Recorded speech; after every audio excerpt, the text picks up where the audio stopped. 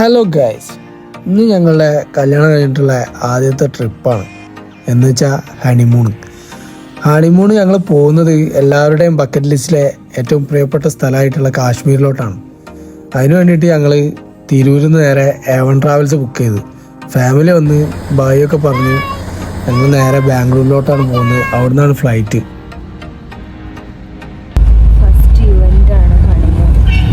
അങ്ങനെ ആദ്യത്തെ ഇവൻ്റാണ് ഹണിമൂൺ എന്നൊക്കെയാണ് അവൾ പറയുന്നത്. അങ്ങനെ നൈസിൽ കയറി കിടന്ന് അടുത്ത ദിവസമായി.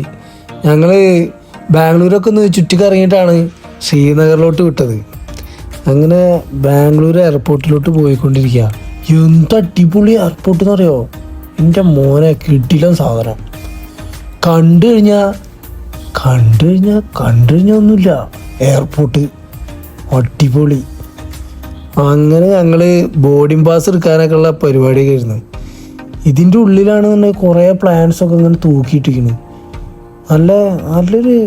നല്ലൊരു സ്ഥലമാണത് പറയുമ്പോഴേ. അങ്ങനെ ഇവളെ പോക്കണ്ടില്ലേ, കഴിഞ്ഞാൽ ഇവൾക്ക് എല്ലാം അറിയുന്ന പോലെ ഒരു തേങ്ങ അറിയില്ല. ഇവളിങ്ങനെ നടക്കുക എയർപോർട്ടിലൂടെ ഇങ്ങനെ. അങ്ങനെ നൈസിൽ ഞങ്ങൾ എന്തൊക്കെയോ ചെയ്തുകൊണ്ട് ബോർഡിംഗ് പാസ്സൊക്കെ എടുത്ത് ഞങ്ങൾ ഫ്ലൈറ്റിലോട്ട് ഇങ്ങനെ എൻ്റർ ചെയ്യാൻ നിൽക്കുകയാണ്. അങ്ങനെ ആദ്യത്തെ ഫ്ലൈറ്റ് യാത്ര. അങ്ങനെ ജനലിലൂടെ നോക്കിയപ്പോൾ നല്ല രസമുള്ള കുറേ സീനറികളുണ്ട്. അതുകൊണ്ടില്ല, മേഘം നിൽക്കണ നോക്ക്, എന്തൊക്കെയോ പോലെ. ആനയോ ദിനോസറോ എന്തോ ഒരു സാധനം. അത് കഴിഞ്ഞ് നോക്കിയപ്പോഴാണ് ഒരു മിന്നലടിച്ചത്. അത് ഞാൻ ക്ലിയറായിട്ടൊരു പിക്ചറാണ് പിടിച്ചു. അങ്ങനെ ഞങ്ങളെ ഗൈഡായിട്ടുള്ള യൂനിസ് ഭായി വന്ന് ഞങ്ങൾ പിക്ക് ചെയ്തു. അതിൻ്റെ ഇടയിലാണെന്നുണ്ടെങ്കിൽ ചെറിയൊരു പണിയും കിട്ടി. ഞങ്ങളെ ലഗേജ് ഒന്ന് സ്റ്റക്കായി റാഞ്ചി എയർപോർട്ടിൽ. അങ്ങനെ റാഞ്ചി എവിടെയെന്ന് നോക്കിയപ്പോൾ ജാർഖണ്ഡിൽ. പെട്ടില്ലേ. ഇതാണ് സുഹൃത്തുക്കളെ തുലിപ് ഗാർഡൻ. അവൾ വെറുതെ അമ്മലൊക്കെ ഓരോ തലോടി നിൽക്കുന്നുണ്ട്. കാണാനാണെന്നുണ്ടെങ്കിൽ കിടിലനാണ് ഈ തുലിപ്സ്. പല കളറിലുണ്ട്. ഇതാണ് നിറഞ്ഞു നിന്നെന്ന് പറയാൻ പറ്റില്ല. എന്നാലും സീസണിൻ്റെ ലാസ്റ്റ് ആയതുകൊണ്ട് കുറച്ചൊക്കെ കരിഞ്ഞു പോയിട്ടുണ്ട്. എന്നാലും നമുക്ക് എല്ലാ കളേഴ്സും കാണാനായി.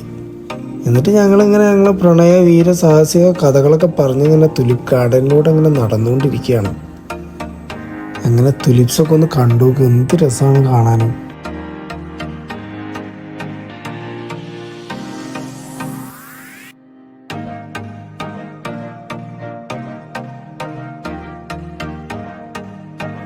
തുലിപ്സൊക്കെ കണ്ടിറങ്ങി. ഇവിടെ വന്നപ്പോൾ മുതൽ എല്ലായിടത്തും നമ്മുടെ ജവാന്മാരാ. പിന്നെ ഇതുപോലെ CRPFിൻ്റെയും BSFിൻ്റെ ഒക്കെ വണ്ടി അങ്ങോട്ടും ഇങ്ങോട്ടും പോയിക്കൊണ്ടിരിക്കും.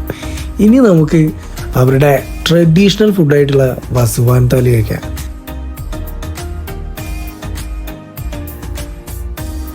ഈ വസുവാൻ താലിയിലെ പ്രധാന ഐറ്റം എന്ന് പറഞ്ഞാൽ മട്ടനാണ്.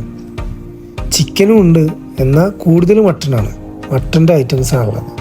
എന്നിട്ട് അവരുടെ ആ ഒരു റൈസൊക്കെ ആയിട്ട് കഴിക്കാൻ നല്ല ടേസ്റ്റാണ് കേട്ടോ.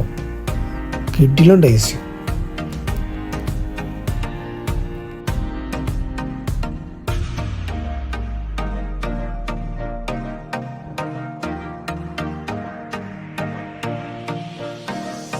അടുത്തതായി നമ്മൾ എത്തിയിട്ടുള്ളത് ശ്രീനഗറിലെ വിനോദസഞ്ചാരികൾക്ക് ഏറ്റവും പ്രിയപ്പെട്ടൊരു സ്ഥലം കൂടിയായിട്ടുള്ള ദാൽ ലേക്കിലോട്ടാണ്. ഈ ശിക്കാര ബോട്ടിൽ കയറാൻ വേണ്ടിയിട്ട് ആൾക്കാർ നല്ല പൈസ കൊടുക്കും. 8,000, 7,000, 6,000 ഒക്കെ ചോദിക്കുന്നവരുണ്ട്. നമ്മളവിടെ നിന്ന് പേശി 600, 700, 400 അങ്ങനെ റേഞ്ചിനൊക്കെ കണ്ട് ഒപ്പിക്കണം. അതൊക്കെ നമ്മളെ കഴിവ് പോലെ ഇരിക്കും. ഇതാണ് നമ്മളെ ശിക്കാർ റൈഡിൽ കയറി കഴിഞ്ഞാൽ കാണാൻ പറ്റുന്ന ഒരു അടിപൊളി വ്യൂ. ഇത് വിൻ്റർ സീസണിലാണ് പോയെന്നുണ്ടെങ്കിൽ ഇതിന് വേറൊരു ഭംഗി തന്നെ ആയിരിക്കും. അപ്പോൾ ഈ ദാൽ ലേക്കൊക്കെ ഫ്രോസൺ ആയിട്ടാണ് കാണുക.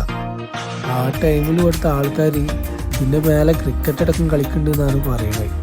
ഇവിടെ ഇതൊക്കെ ആസ്വദിച്ച് മുന്നോട്ട് പോയിക്കൊണ്ടിരിക്കുമ്പോഴാണ് എൻ്റെ ഒരു കസിൻ ചേട്ടൻ വിളിച്ചത്. പേൽഗാമിൽ ഇങ്ങനെ ഒരു അറ്റാക്ക് നടന്നിട്ടുണ്ട്, ഈ എവിടെയാണെന്നൊക്കെ ചോദിച്ചിട്ട്. അതിലാകെ ഒന്ന് ബേജാറായിപ്പോയി. അത് കഴിഞ്ഞിട്ടുള്ള അടുത്ത ദിവസങ്ങളൊക്കെ ഒരു പേടിപ്പെടുത്തുന്ന ഭയാനകമായിട്ടുള്ളൊരു സമയം തന്നെയായിരുന്നു. പിന്നെ ഇവിടുത്തെ ആൾക്കാരെ സംബന്ധിച്ചിടത്തോളം അവർ ഭയങ്കര സപ്പോർട്ടീവായിട്ടാണ് നമ്മളെല്ലാ കാര്യത്തിനും നിൽക്കുക. അങ്ങനെ ആ ഒരു കാരണം കൊണ്ട് തന്നെ വീട്ടിൽ നിന്ന് മെസ്സേജായി വിളിയായി ആകെ പ്രശ്നമായി മാറി. അതൊക്കെ അതിൻ്റെ ഒരു വഴി കൂടെ ഇങ്ങനെ നടക്കുകയായിരുന്നു. ഇതാണ് കാശ്മീരിലെ ദാൽ ലേക്കിലെ ഫ്ലോട്ടിംഗ് മാർക്കറ്റ്. ഇവിടെയുള്ള ആൾക്കാരുടെ വീടൊക്കെ ഇതിൻ്റെ ഉള്ളിൽ തന്നെയാണ്. ഇവർക്കെല്ലാവർക്കും നമ്മളെ നാട്ടിലുള്ള ആൾക്കാർക്കൊക്കെ ഈ കാറും ബൈക്കൊക്കെ ഉള്ള മാതിരി ഇവർക്കെല്ലാവർക്കും ഒരു വഞ്ചി ഉണ്ടാവും. അതിലിങ്ങനെ തുഴഞ്ഞിട്ടാണ് പരിപാടികളൊക്കെ. ഇതാണ് അവരുടെ കൃഷിയിടം. ഇതിൻ്റെ ഉള്ളിൽ തന്നെ അവർ ക്രിയേറ്റ് ചെയ്തിട്ടുള്ള ഓരോ പരിപാടികളാണിത്. കാശ്മീരിലെ ആൾക്കാരെ സംബന്ധിച്ചിടത്തോളം അവർ അത്രയും ബുദ്ധിമുട്ടേറിയ ഒരു കാലം മറികടന്നിട്ട് അവരൊന്ന് ജീവിച്ച് തുടങ്ങി വരുമ്പോഴാണ് ഈ ഒരു പെഹൽഗാം അറ്റാക്ക് നടന്നത്. അത് അവരെ നല്ല രീതിയിൽ ബാധിച്ചിട്ടുണ്ടായിരുന്നു. അന്നത്തെ ഒരു ദിവസം തന്നെ അവിടുന്ന് ഒരുപാട് വിനോദസഞ്ചാരികൾ കയറിപ്പോയി. പിന്നെ ഫ്ലോട്ടിംഗ് മാർക്കറ്റിൽ കയറി കുറച്ച് പർച്ചേസിംഗ് ഒക്കെ നടത്തിയിട്ട് മെല്ലെ റൂമിലോട്ട് തിരിച്ചു.